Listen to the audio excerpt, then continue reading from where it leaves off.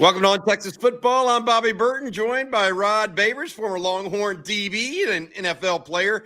This episode of On Texas Football brought to you by our friends over at Duck Camp, duckcamp.com. We'll talk to you about them later. They have a special discount code for everybody. Hey, Rod, I got to ask you right out of the gate, initial thoughts on your second watch of this contest between Texas and UTEP. You did that just a few hours ago, and so I wanted to ask you what your initial thoughts were.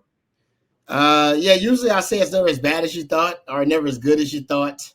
This is one of those rare occasions where it was just as bad as I thought. Interesting. I think ultimately I will say that I'm not as harsh and critical of Arch. I think Arch is kind of a separate issue altogether, but there are other areas of the offense that are also, somewhat problematic. They're just out of sync. They were, whether you're talking about the offensive line in the run game, whether you're talking about obviously Arch and his connection with the receivers, there's no synchronicity, if you will, with the offense. So, and this is where you usually work out those kinks, is in these types of games. So I guess the hope is that, the next game versus Sam Houston, and we can talk about that later, that they'll be able to get on track and develop somewhat of an identity. But I think this is also, some is Sark related as well, because Sark is experimenting, I think, trying to figure out what works best. And that's, that's his play call. That's his job as a play caller and the head coach. But I do think also that is disrupting the flow of the offense too, because I think Sark can't really dial in what their identity is, what they do really well consistently, and I don't blame them because I can't either. That's not a good thing 3 games into the season. I tell you what, we talked a lot about Arch. Let's start elsewhere on the offense. What were some of the things that you wanted to bring up on offense outside of Arch Manning that you thought needed tending to, or that you saw and noticed upon second watch of the game?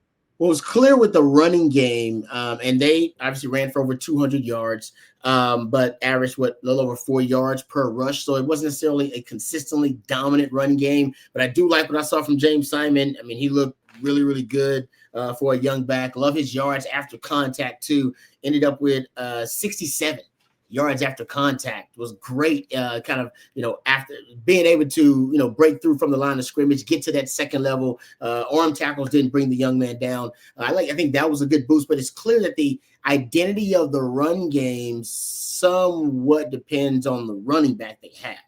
And when CJ Baxter went down after that first carry, they, for the first time this season, they went back to last year's identity in the run game and became a more zone blocking team. Now, nothing wrong with that, by the way. I mean, you can do that based on the matchup week to week. Last year, they were a zone blocking team about 55% of the time. The last 6-7 games of the season, they really got into their zone identity in the run game. They were about 60% zone blocking scheme in the run game as opposed to gap power schemes. But the first 2 games of this season, they've been 53%, 55% gap power schemes. A lot of that related to Cedric Baxter being ahead of schedule, getting healthy. This game, though, it was around 50% zone runs, a little over 50% zone runs. Seems like that's what they kind of shifted back to when Cedric Baxter was unavailable. So nothing wrong with that, but it's just something to observe that they don't. And Jared Gibson, I think he was around 50 and 50-50 when it comes to his gap power schemes and zone runs. But it's clear with Simon, he was overwhelmingly 64% of his runs were zone runs. So they do kind of shift the run game identity based on the running backs that are available. That's why I don't know if this running game can really hit its zenith, or if it can be it's the best version of it without a healthy Trey Wisner, healthy Cedric Baxter, and then you got your best gap power scheme downhill runner and your best zone runner in Trey Wisner, and you got the best of both worlds. And right now, nothing against the younger guys. I think they'll be shifting kind of back and forth depending on who's available, and that also makes you somewhat predictable if you also, don't have both of those guys in there to be able to run those schemes. Now, I'm not saying Trey Wisner can't run gap power schemes and Cedric Baxter can't run zone schemes, but those guys, I think they make you the most effective with those concepts. In our pre-show meeting, Rod, you mentioned a specific style of play that UTEP, brought out that gave Texas and Arch Manning and Steve Sarkisian some problems. We're going to get to that next. But before we do, I want to say thank you to our sponsor, duckcamp.com. They've been giving away $200 gift certificates at every tailgate this year. Congratulations to Carl Whitehurst for winning one this past weekend. Duck Camp makes gear for folks who live for being out there, whether that's in a duck blind at sunrise or on the 40 acres on game day. Born right here in Austin, Duck Camp builds best-in-class hunting and fishing apparel that works just as well for a full day in the field as it does for a long day of tailgating. From sun protection shirts that keep you cool during those early season scorchers to their iconic game series hats that feel like instant classics, Duck Camp gear is ready for football season, hunting season, and every season in between. Get out there, stay out there, and hook them. Shop duckcamp.com. That's duckcamp.com. Use promo code. Listen to this. Use promo code ONTexas25 for 25% off. That's ONTexas25. All right, Rod, I got to ask you this. The situation with Texas and what you saw that kind of reared its ugly head again for Steve Sarkisian. Yeah, UTEP, they ran a lot of the three high shell structure in their pre-snap and then rotated late to their responsibilities, whether it was a single high coverage or a two high coverage, or they ran the inverted Tampa 2 defense a few times as well. But over 50% of their defensive snaps, they were in that three high shell. That's a really high rate. In my opinion. Now it could just be popularity. They do have it in their repertoire defensively. I got to go back and now watch their first 2 games and see what rate of the three high they ran. I'll have that probably by the time next week rolls around, later this week. I'll dive into that to try to see if they broke it out to break tendency for Texas. They did break tendency though. Their opposing quarterbacks they had faced in the first 2 games, they were under extreme duress. I mean, they were blitzing those guys upwards of 55% of the time. They did not blitz. They did not blitz Arch that much. They blitzed Arch at an 18% rate, based on the Pro Football Focus numbers. So they broke tendency there. And the three high, like I said, was a big part of their game plan against Texas. And, we know, and I've talked about it ad nauseum, Sark does have his own antidote for the three high. He used a lot of 12 personnel, run the football effectively. That's the best way, all right, to win against the three high. Texas did run the football against UTEP, but they didn't get any real consistency or efficiency in the passing game going. And I think that might have been based on some of the three highs. Now, we know Ohio State ran some of it as well, because that was their identity under Jim Knowles, and Matt Patricia carried some of that over. But you start thinking about some of the worst called and worst offensive, basically worst offensive outputs from Sark since he's been at Texas, I would say easily more than half of them, if not 3/4 of them, are teams that major or minor in that three high. So I'm not saying Sark can't figure it out. He can, and not every team can do it effectively. But if you are coming up with a template and a blueprint for how to, stop and how to defend a Steve Sarkisian offense, the three high has matched up well, probably better than most schemes and concepts recently defensively. And I think that is now something he's going to still see a lot of even this season if teams don't run it as a part of their, kind of regular defensive scheme. I do think you'll see it, whether it be on critical downs on third down or whether on predictable passing downs, because even I have charted it. It does have its advantages against a Sark scheme. It matches up really well versus a Sark scheme. All right. Last thing on offense. I wanted to mention in that you had written down and said you wanted to go over Arch Manning and his performance, what you learned from it, and what you didn't learn, perhaps, and where do we go from here based on what you saw?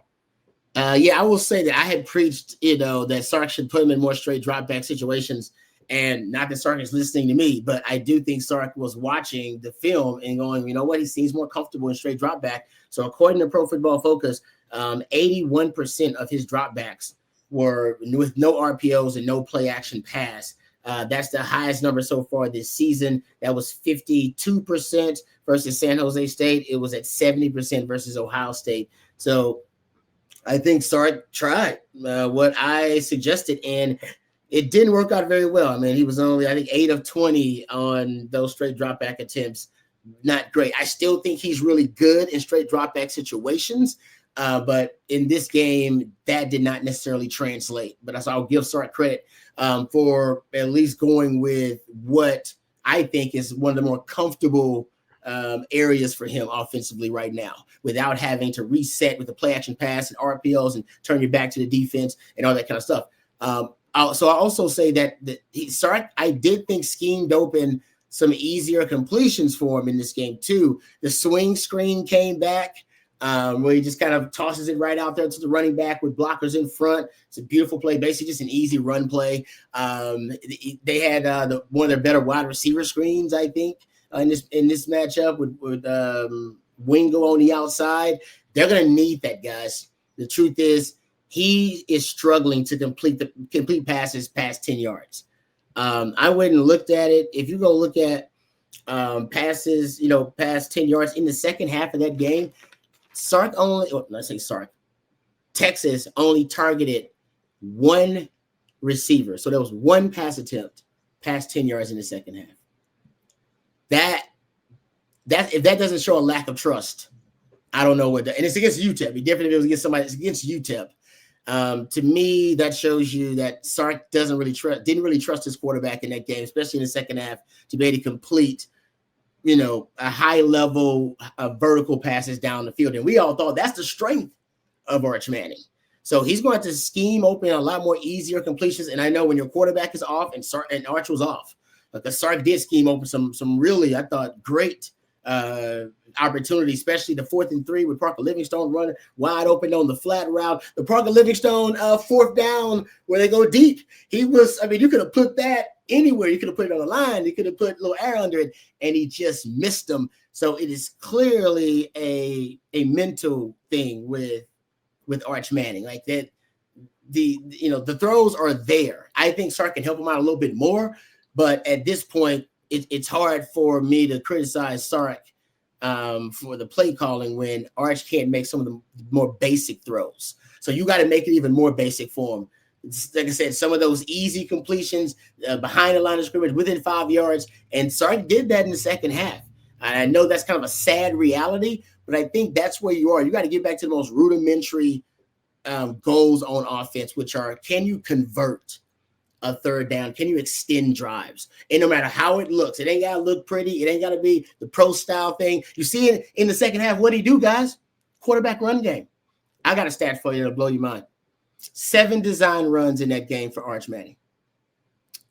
I went back and looked at Steve Sarkisian offenses as far back as I could go, which is like 2014 in terms of the deep dive analytics that'll tell you the difference between design runs and scrambles, unless you're watching the game and tracking it yourself.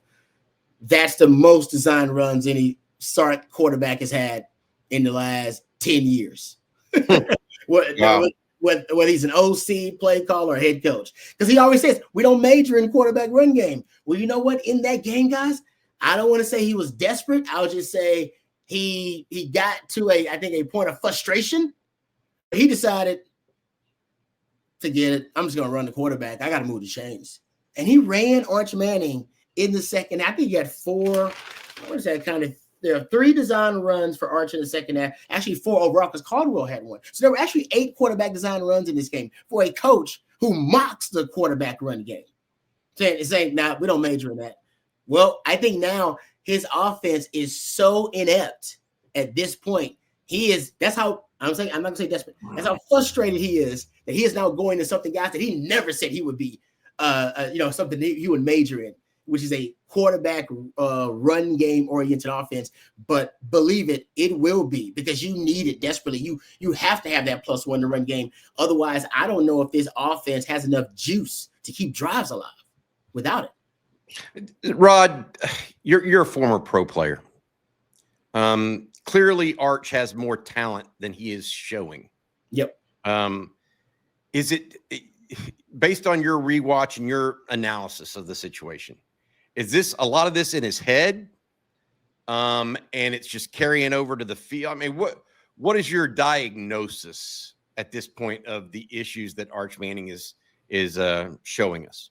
Like I said, at this point, yeah, I mean, the yips, I think you have described it as that. And like the old school guys bring up the yips thing. I don't know if the young people know the term as much, but it does kind of fully encapsulate what's going on. Because at this point, at first people were talking about the mechanical issues and, footwork and his upper body being misaligned with lower body, and all those things can be true, right? People talking about side-on throwing motion, and that's why the speculation and conspiracy theories about him being hurt, which he's not hurt. They still run him. They run. They ain't hurt if they're running him 8 to 7 times. Yeah. And so I think now we're past all that because when I'm watching, there's some throws he sometimes won't make, even though it's there. Like it's as open as it's gonna get at this level. And he won't throw it. And now to me, that says he lacks confidence in himself now to make that throw. That Parker Livingstone throw, I mean, you saw, he was looking right at him. Yep. And it slowed him down and decided, nah. I mean, that for a high-level quarterback like him, that's an easy pitch and catch. I mean, that was schemed open. That was like 4 yards of separation schemed open for him. And he didn't do that. And then the Parker Livingstone one where he's wide open on the deep throw down in the red zone, and he just overshot him. He just literally just, So do you think it's the I mean, I think it was. I think you need to go find the best sports psychologist in the country.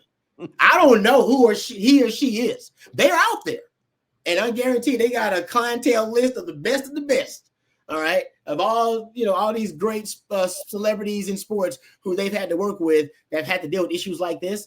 So first of all, you got access to the manage, right? So number one, I'm gonna find somebody in actual sports who's had to overcome this. Like find me somebody who actually that had the yips. It was actually maybe a field goal kicker like Bert Auburn last year. Exactly. Whatever it is, because you can find a person at a high level now. You got access to the first family of football. Find that person so I can actually have a conversation with them, and then find the best sport. Now Texas has sports psychologists, guys. They do that. These guys have access to. They do. But I want the best in the country because this is a dire crisis. So you need to go pay top dollar for the top person because I think it's all in his head now. Now it's exacerbated. There was no reason for this regression of this magnitude from San Jose State to UTEP. And that, I think, is the reason for sounding the alarm. I've not pressed the panic button just yet, but I'll admit you are in the midst of a crisis. It's a crisis. Yeah. All right. I would be remiss, Rod, if I didn't ask you about the defense. Yep. Defense played really well, I thought. Again, third straight strong performance from them. But you had a couple of notes that you wanted to pass along after rewatch. Just a couple of things. First of all, the defense. Yeah, I do think this defense has a shot to be special. Unfortunately, they're going to have a lot of weight on their shoulders because it looks like it. Yeah. Yes, because I'm not sure the offense is going to be able to, obviously do their part until they find their identity. So the defense has to go above and beyond. And I think they've done a great job so far. I will say it is obvious that teams are picking on certain guys early on. And I even said this before the Ohio State game. I said, you're going to pick on the freshmen in the secondary. I'd probably pick on whoever's opposite Malik Muhammad and go after the big safeties that they throw out there. And Jelani McDonald's your biggest safety. Gilbo would be opposite Malik Muhammad, and Grayson Littleton's the freshman.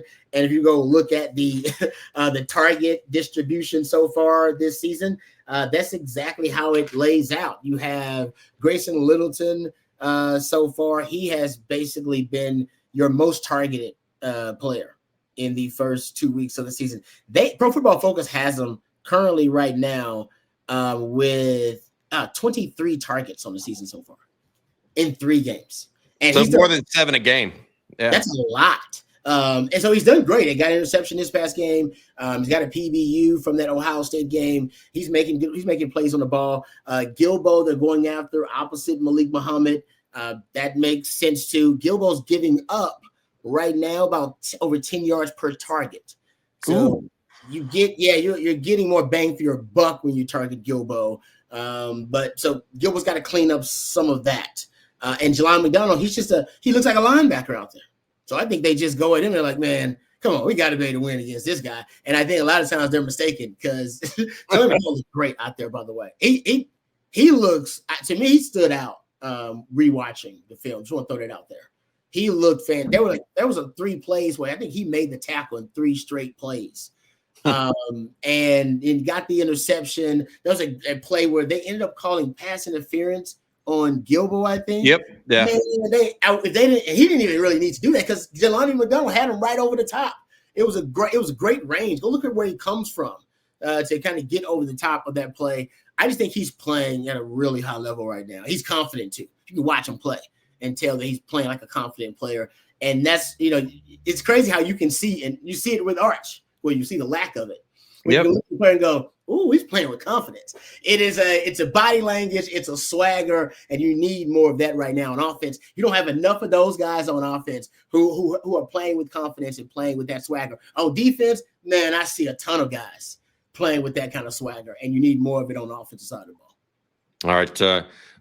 Before we finish up, I want to remind everybody 25% off of duckcamp.com clothing when you use the promo code ONTexas25. That's ONTexas25 at checkout for 25% off.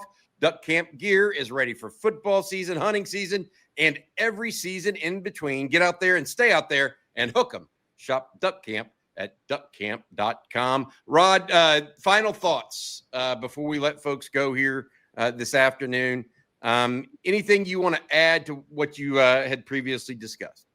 No, I mean, I think ultimately the defense is in a really good place. Your special teams in a good place. Ryan Niblett, going back and rewatching him, looked great on special teams. Got a couple of penalties you got to clean up on special teams, but you're now getting explosive plays out of your special teams in the return game. I think Mason Shipley is going to be fine because they'll start needing to rely on him more, considering what the offense is right now, the reality of what the offense is. You need those points when you're going to be a defensive-led, special teams-led team. That's what Texas looks like they're going to be, at least for the foreseeable future. That's how they're going to win games. So now it's up to Sark. And this is a great test, guys, for Sark. Great test for Sark, right? Look at all the struggles this offense is going through. Look at all the problem areas. And I always say coaches are problem solvers. All right, that's their job. They get up every day. They got to solve problems. Sometimes it's scheme on the field. Sometimes it's chemistry and culture. Sometimes it's got nothing to do with football. You got to be a counselor to a young man or father, whatever. You're a problem solver. Go solve the problem. That's why I pay you so much money.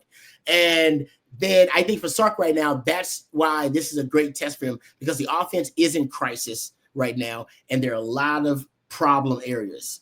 And I want to see how he is going to adjust and modify things offensively so that they can give this team the best chance to win.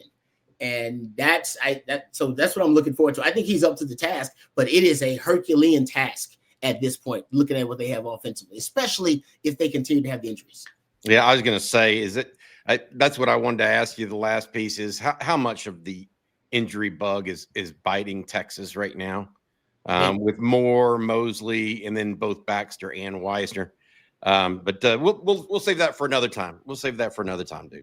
All right. I appreciate you this afternoon, Rod. You and Jerry will be back tonight with the live stream at 7:00. You guys have a good one for Rod Babers, as well as our producer, Matt Hutchison. I'm Bobby Burton. Special thanks to our friends over at duckcamp.com. Hook 'em.